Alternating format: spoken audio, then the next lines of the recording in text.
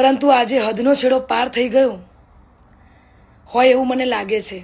આજે વિડીયોના માધ્યમથી જણાવું છું કે ગત તારીખ 10/10/2025ના રોજ મેં મારી મરજીથી અને પૂરી સ્વભાન અવસ્થામાં ભારતીય સંવિધાનના નિયમો અનુસાર ભારતના સ્વતંત્ર નાગરિકતાના નિયમ મુજબ પુખ્ત વયે મેં મારી મરજીથી અલ્પેશ જોડે લગ્ન કર્યા છે.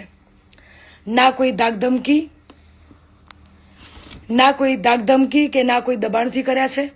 અલ્પેશ અને મારું પોતાનું રિલેશન છેલ્લા 1.5 વર્ષથી હતું.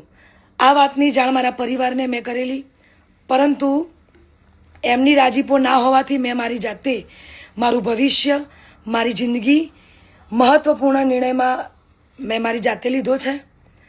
એ બાબતે મારો પહેલો ઘણો કે છેલ્લો ઘણો જવાબ આજ રહેશે અને આજ હશે. તો ખાસ જણાવું છું કે અમે બંને રાજી ખુશીથી રહીએ છીએ.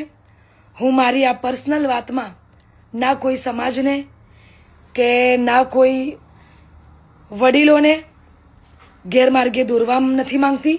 એટલે હું સનાતન ધર્મમાં માનું છું અને સનાતન ધર્મ પ્રેમી જનતા પાસે સાથ અને સહકાર માગું છું. અને ખાસ એ વાત કે હું ધર્મ પરિવર્તન કરવા નહોતી માંગતી, એટલા માટે અત્યાર સુધી હું ચૂપ હતી. આ નિર્ણય પર અડગ રહી છું એનું કારણ કે હું સનાતની છું અને મારા પરિવાર દ્વારા અલ્પેશ અને મારા પર જે આક્ષેપો નાખવામાં આવ્યા છે, અલગ અલગ ધમકીઓ, મારી નાખવાની, ઉપાડી દેવાની, આ બધી ધમકીને અને ખાસ કે મારા સાસરે એટલે કે શેરથા જઈને જેમ તેમ બોલી અને ધમકીને આપી બધી વાહિયાત વાતોથી કંટાળીને તમને બધાની વિડીયો દ્વારા જણાવું છું. અને આજ પછી આવી કોઈ પણ ફાલતુ વાતોનો મારે જવાબ આપવો પડે એવું હું જરૂરી નથી માનતી. તો પ્લીઝ, આજ સુધી મેં લોકોનું અને મારા પરિવારનું જ વિચાર્યું છે, પણ હવે હું મારું વિચારીશ.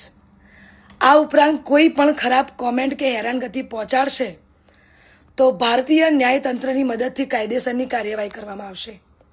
જય હિન્દ, જય ભીમ, જય વિહતમાં.